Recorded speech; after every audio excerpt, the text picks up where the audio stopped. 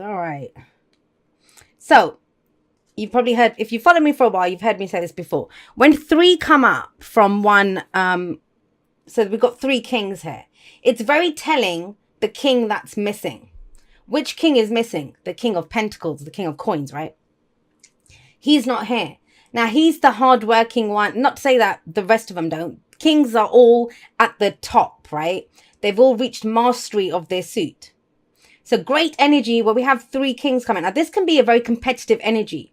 It can be one person. This could be different elements of you. And usually I would see that where there's multiple kings coming up or queens or whatever. It doesn't matter if you're masculine, feminine. We all have that energy. The point of the king is that it's mastery. They take care of their people. They have a kingdom to run. They decide what needs to be done. So the one that's missing, and I just want to talk about him for a moment, is the King of Pentacles. Now, he is the one that's grounded. He's hardworking. He's focused on his money. He's focused on the practical stuff. He's focused on the physical reality of what's happening here. The fact that he's not here means that this is a lot of internal shifts that are going on, a lot of internal changes that are going on. And Aries, you might even be trying to figure out, who am I? Which is huge for Aries because your whole thing, you know, Aries rules the first house. That is this is who I am. I am. That's Aries. You know, this is who I am. And so if you have three different kings coming up, very much internal stuff going on here. So let's have a look. We have the King of Swords coming up as the underlying energy. And this is your energy. This is your truth. What knowledge do you have? What truth have you come into? The King of Swords is very removed from his emotions. That's not to say he doesn't have them. It means he's not going to consult them. He's going to detach from them and he's going to logically figure out what is best for me in this situation. So it's air energy, Gemini, Libra, Aquarius. Remember though, the signs do not own the cards. They just lend their characteristics. And this is very much air energy, logical. What are we doing here? What have I learned from everything I've been through? What's my experience taught me? What knowledge do I have? That's big. That's big for this week. A lot of kind of, with the King of Swords and the King of Wands coming up, this is very much about what is powering this. What is the logic behind this? What are we trying to create here? There's been a massive transformation for you, Aries. And I'm going to say it again. I really feel like this is the week where you step into your new persona. You step into this new person that you have become. And it begins with an idea, maybe, because of the King of Swords is here. A communication, you know, whenever any of the court cards from the suit of swords shows up, that is very much about what are we thinking? What's the decision that needs to be made here? You know, thoughts, communication, exchange of ideas, that kind of energy. But the focus, the heart of the reading, what everything else revolves around, is around the Judgment card. Judgment is brutal energy. I say that all the time. Now, it's amazing energy. You know, it leads to transformation. It leads to second chances, to rebirth, to becoming someone new. And yet it is painful. That's why I say it's brutal energy. All of those things are amazing. You know, we say, oh, it's the phoenix rising up from the ashes, but the bloody phoenix got burnt to a crisp. It got burnt to ash before it rose up from the ashes, right? And that's kind of what's happened to you. You've been consumed by this fire. Judgment is when it asks for a judgment call to be made. Now, we have the perfect person here to do this. We have three of perfect people here to do it. But all three of them are going to come at this from a different angle. So whatever this judgment call is that needs to be made, how do we do that? Well, we look back over the cycle that we've just been through. The major arcana runs from 0 to number 21, which is the world, or from 1, the magician, to 0, the fool, depending on how you look at it. The fool's the kind of transitional phase. And this is number 20. So there's only one card left in the cycle after this, which is the world. That's how we complete that major life cycle. So judgment asks us, have a look. What have you been doing? What have you gone through? What have you learned from this? It's taking the lessons. That's what the King of Swords does anyway. Drawing a line under it and moving forward. Now, it's called judgment, and it's massive because once we make that, we know we're not going back. We know once we make this decision, once we make this shift, once we make this judgment call, we're done with that. We're never going back to it. So it's very decisive. It's massive energy. And because it's a major arcana card, it's to do with a major life change. I'm not, you know me, I don't do whole kind of rainbows, unicorns, and, you know, fantastical stuff. I'm very kind of realistic in the way that I read. But this energy, if you can use it correctly, you can change your life. This could be the turning point for a massive life change that comes in for you. Now, how do we draw a line under stuff? Like sometimes we can get caught up on, well, he did this to me and she did this to me and blah, blah, blah, and all this kind of stuff. Judgment says sometimes we need to forgive. We need to forgive other people. And we don't forgive other people to say, hey, well done for stabbing me in the back or whatever you did to me. That's not what judgment is. That's not what forgiveness is. Forgiveness is, this will no longer hurt me. This will no longer have power over me. Whoever it was, and the way I always look at it is I always think people do the best they can with what they know in the moment. But sometimes the person we need to forgive is ourselves. It's ourselves. It's we need to say that, look, I did the best that I could. I know better now. I'll take care of myself better next time. I'll do something differently next time. It's a massive energy of transformation, rebirth, and second chances coming in. Now, second chance doesn't have to be with the same person or the same job or the whatever, that I get that job back or I get that person back. That's not what judgment says. A second chance at something or the rebirth, it's when we think something's dead and gone, but it isn't. So you might have said, I'm never going to fall in love again. I'm never going to be able to be at the top of my career again. And yet judgment says, yes, you can be. Release that. Learn what you did from that. Take that knowledge and go forward now. Now, something that you've been doing for a while, because we have the hangman or the hangman coming up as the past or the foundation.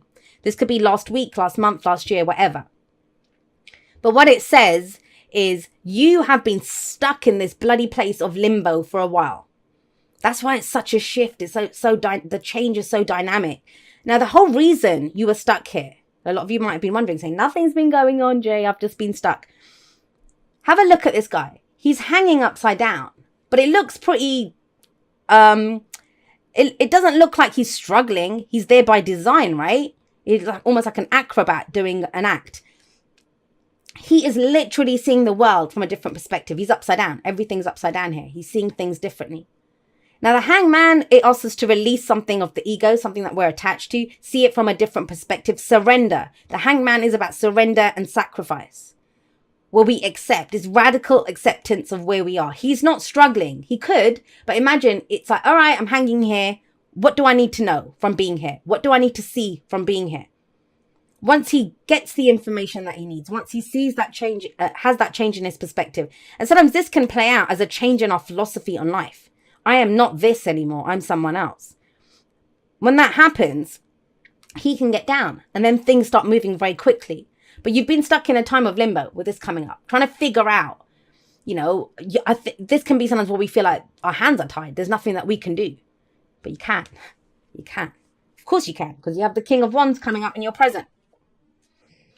Fire energy, Aries, Leo, Sagittarius energy. So this is very much your element. And what is the King of Wands like? Well, first of all, he's very confident. Very confident. He's passionate. He's creative.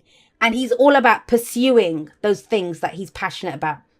What does he want to create? He's going to take action. He's going to go for it. He's not afraid of anything, And the thing is, the King of Wands sometimes can be seen, he's not as unreliable as the Knight of Wands.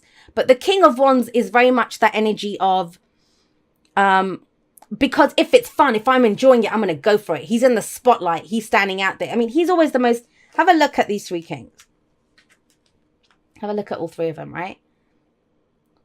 King-like, right? He's always the one in reds and spectacularly dressed. And look at him. The showman. I always see him as the celebrity that he's coming out and saying, hey, look at me. Look at what I can do. Look what I have to offer. Look at the action that I'm about to take. So that's pretty impressive energy there together. The head, the ideas, the logic, the plan, the knowledge to know what to do, combined with the action to go for it. Now, if you can do that, and not everyone will, because remember, all the cards show you is the energy that is available to you. If you can step into that, if you can say, I'm passionate about this and I'm going to go for it, I want to create this. If you can do that, what does it lead to? It leads to a new beginning. But remember this, I want you to think of this clearly. Too often in the world, people wait for the opportunity and then they step up. This is about stepping up first, tapping into your knowledge, tapping into your passions, in whatever sense. If this is a relationship reading for you, then this is about you standing out and saying, well, let's go do this or let's go do that. It's deciding what action to take. You speaking your mind, speaking your heart.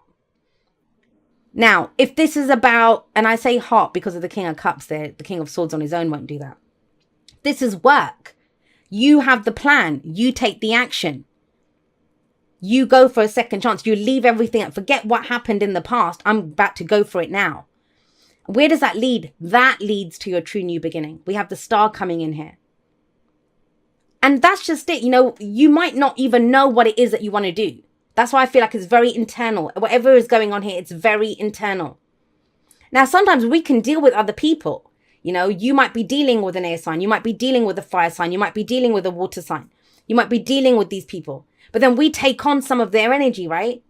The King of Swords is going to be the one that has the battle of wits and words with another King of Swords. The King of Wands is the one that's going to go toe to toe when it comes to creation and passion and stuff with another King of Wands or Queen of Wands or whatever, right? So remember this. Don't get too caught up on the star signs and get in touch with the energy. And we all have these energies within us. But the star is about picking your star. There's so many stars in the night sky. So many. You pick the one that's yours. That's when you know what your true north is. That's where you know where you're headed. That's what I want. And then you use that dream, that wish, that star to guide you. For some of you, this is literally about stepping up and being the star. I don't know what it is. If someone's like a writer or, I don't know, you make videos or whatever it is that you do, being recognized in your field, it can very much, this energy is great for that. But you step up first, remember that. Then you become the star. This is guidance and this is hope returning. But you make it happen.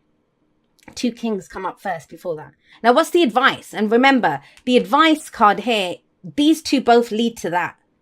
So yeah, the passion, the creativity, the bravado, the confidence, you know, all of that is great.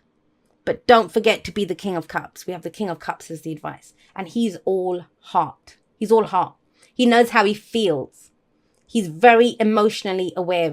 And what sits underneath the Hanged Man here is the King of Cups. Whatever you learned from this pause here, it wasn't to do with your actions. It wasn't to do with your thoughts. It was to do with how you feel. That's why you were stuck in limbo. So you could figure out and look at your emotions in a different way. Now, the thing with the King of Cups is, and I say this all the time, still waters run very deep with him. Because those are very deep emotions that we have, right? What do I love? How do I feel? Is this making me happy? Those kinds of things. If you can tap into all of this, then you have a new path. Then you have a new path. But this is all very internal energy.